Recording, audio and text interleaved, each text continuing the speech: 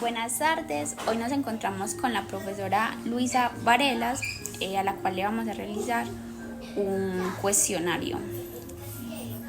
Pregunta número 1. ¿Cuál es el nombre de su institución educativa? Muy buenas tardes. El centro educativo se llama Centro Educativo Pelícanos. Segunda pregunta. ¿Cuál es su función en la institución? Bueno, mi función es ser titular de un grupo que es prejardín. ¿Y cuántos años llevas trabajando con niños de 0 a 6 años? Cinco años. Siguiendo con los enfoques pedagógicos, ¿qué modelos pedagógicos sigue en su práctica? Por ejemplo, Montessori, Reggio Emilia o tradicional. Bueno, pues mi enfoque es en Montessori, pero la institución requiere constructivismo y tradicional. Entonces hago una mezcla entre ambos para crear grandes resultados en los niños. Listo. ¿Cómo podría describir cómo estos modelos influyen en sus actividades diarias con los niños?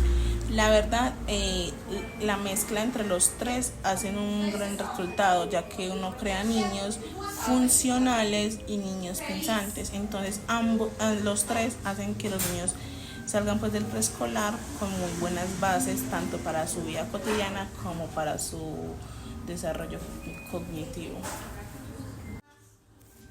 Ahora hablemos un poco sobre la planificación y la organización. ¿Podrías contarnos cómo organiza las actividades del día?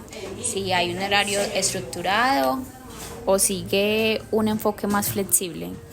Bueno, pues la verdad sí se hace como un cronograma, una planificación donde se establecen horas, actividades y todas tienen que ser con un horario como tal, ya que eso les crea una rutina a los niños y ellos crean hábitos para aprender, hábitos para el consumo de alimentos de forma saludable y también para su descanso.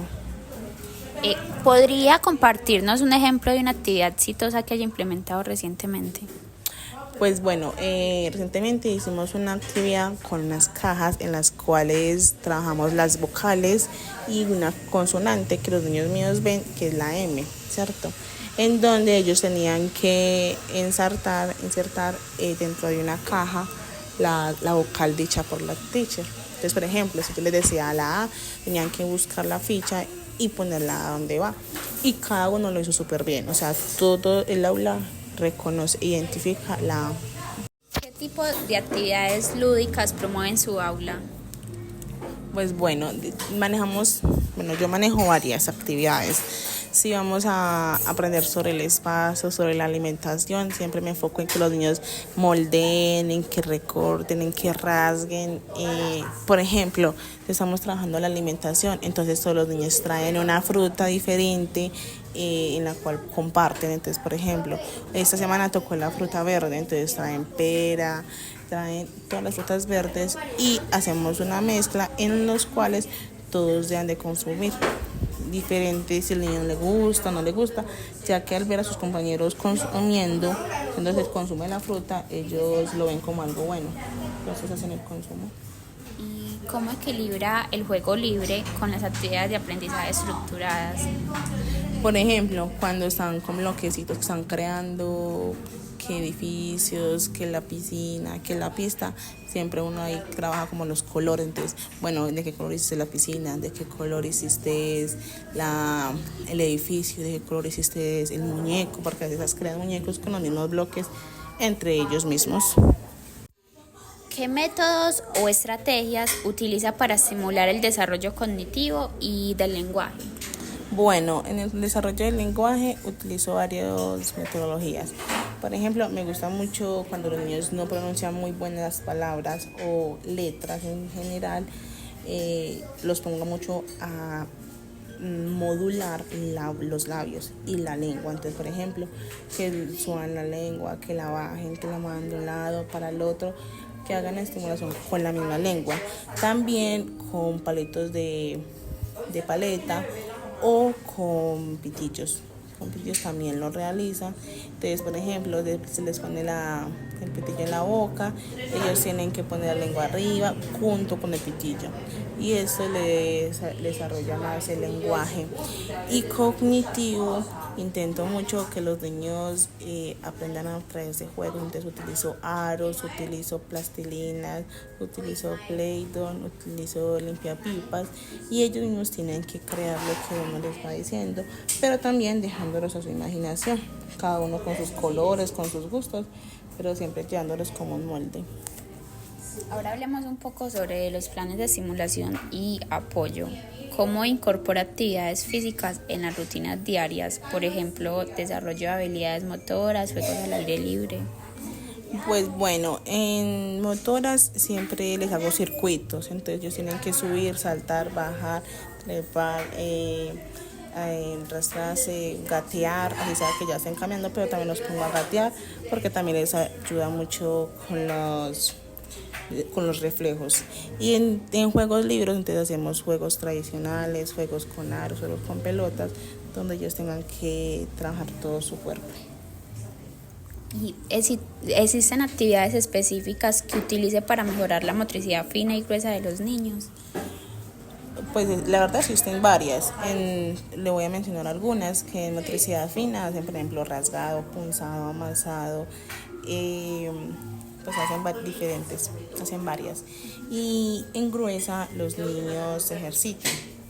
Entonces, como les había mencionado anteriormente, me gusta mucho que ellos se basen en circuitos, que no tenga que realizar diferentes movimientos, porque me gusta que trabajen automáticamente todo el cuerpo, no solamente un músculo como tal, sino todo. Entonces me gustan los circuitos. Ahora yéndonos por el lado de la estimulación sensorial, ¿cómo involucra los sentidos de los niños? Por ejemplo, la vista, el oído, el tacto, en el aprendizaje. Bueno, recientemente hicimos la actividad de los sentidos, en donde ellos tenían que traer varios materiales, como por ejemplo en el tacto tenían que traer algo carrasposo como una lija, algo que les hiciera pensar qué material es, ¿cierto? Con la fruta, traer un alimento tanto dulce como salado y agrio. Entonces, en donde ellos hacían el consumo, pero con los ojos vendados. Igual con la vista. Entonces, por ejemplo, tenía que decir qué elemento era, mencionarlo y decir por qué era importante la vista. Con el oído hicimos canciones, entonces tenía que decir qué canción era, quién escuchaba, si era un perro, si era un gato. ¿Y cómo apoya la regulación emocional en los niños? Pues bueno, la verdad siempre intento que ellos gestionen su emoción, o sea, no les digo como que, ay no, ya, sino los dejo. Siempre intento como que ellos mismos canalicen o centren su emoción, ya que cuando uno está ahí presionándolos, siento que ellos se aferran más a la emoción negativa. En cambio, cuando yo los dejo y o sea, no prestarles atención, sino como dejarles que la emoción o la furia, la tristeza salga, porque también hay que dejarla salir. Pero no soy como, ay, tranquilos, no pasa nada, no. O sea, los dejo y ya cuando están tranquilos, cuando ya se les pasó la emoción fuerte, ahí sí me acerco y les digo, ¿qué pasó? ¿Por qué lo hiciste? Pero en general siempre los dejo que ellos sientan esa emoción. Continuamos con el seguimiento y la evaluación. ¿Cómo observa y registra el progreso de cada niño? Bueno, cuando cada uno de los niños llegan, siempre uno les hace como, entre comillas, una valoración de lo que exige el centro educativo como tal, ¿cierto? Obviamente basándome siempre en los objetivos que tiene la institución, pero entonces uno mira qué edad tiene, cómo llegó pesando, cómo es su alimentación, cómo es el proceso a nivel de normas, de indicaciones. Aquí se trabaja procesos académicos, cómo están procesos académicos, se basa como todo eso. Y ya pasando un periodo de un cierto tiempo, ahí sí uno dice, bueno, como cuando llegó sabía esto, cuando en ese momento ya sabe más, o cuando llegó no sabía absolutamente nada, entonces uno ya empieza como a mirar, avanzó bastante, aún no avanza, aún le falta mejorar su alimentación, aún le falta mejorar el agarre, el coger la cuchara, el coger el bolso, la lonchera, el saber que tiene que guardar los alimentos él mismo, el saber que tiene que subir y poner la lonchera donde va, como indicaciones así. Entonces, desde que inician hasta cierto periodo de tiempo, que aquí son 3 meses, se hace un registro y se les entrega a los padres. Y si un niño muestra signos de retraso en su desarrollo, ¿cómo ajusta el entorno de aprendizajes o las actividades para apoyarle? Pues bueno, básicamente lo primero que hacemos es hablar con los papás, si ellos están, entre comillas, diagnosticados, si en la casa son igual, miramos como todo eso y ya basándonos entre el núcleo familiar y la institución empezamos a hacer actividades extracurriculares en las cuales tenga que fortalecer esas habilidades. Entonces, tanto en la institución como en la casa, la idea es que nos apoyen, o sea, que sea algo mutuo. Participación de los padres y la comunidad. ¿Cómo involucra a las familias en el proceso de aprendizaje? Bueno, en los aprendizajes siempre intentamos que los padres de familia estén en su desarrollo. Entonces se les da como todos los días cómo estuvo su comportamiento, cómo estuvieron sus emociones, cómo estuvo su alimentación. De los papás son, bueno, profe, bueno, teacher, lo voy a apoyar en esto, bueno, profe. Por ejemplo, acá hay niños que nos han llegado que tienen 5 años y no comen ningún sólido o ningún líquido. Y siempre, entonces, ellos vienen como en busca de ayuda. Entonces, nosotros la brindamos, obviamente, como nuestro objetivo y ya les decimos, bueno, papás, esta es la idea, que nos apoyen. Entonces esos son los alimentos que ya él consume en el preescolar. La idea es que él coma también en la casa ensalada, la idea es que también coma brócoli, coma alimentos así, ¿cierto? Y también con niños que vienen con lenguajes que no están correctos. Entonces, por ejemplo, papás, o sea, siempre como darle el diagnóstico día a día de cómo ha estado su desarrollo. ¿Cómo colabora con otros profesores y personal para garantizar un plan de desarrollo holístico para cada niño? Bueno, en esta institución todos los niños trabajan de forma individual y grupal. Entonces, si un niño demuestra que no comprende algunos conceptos, la teacher siempre se acerca, o sea, todas las de todas las aulas se acercan al niño y le explican varias veces, intentando como que hagan un aprendizaje significativo. Si el niño en definitivo no llega como al concepto o a comprender las actividades, entonces ahí sí tomamos la decisión de ya decirle al papá que nos tiene que colaborar con algunos especialistas si el niño tiene algo, o sea, más allá de, entre comillas, los ojos de nosotras, porque como docentes no podemos diagnosticar. Entonces siempre intentamos que los niños aprendan de diferentes formas, pero que si necesita más apoyo profesional de otros especialistas, siempre necesitamos que los papás nos apoyen en ese sentido. ¿Hay reuniones periódicas para discutir el progreso y las necesidades de los niños? Sí, cada familia viene cada 3 meses, en donde se les dice cómo van, cómo está absolutamente todo y en qué debemos mejorar y en qué se deben de enfocar muchísimo.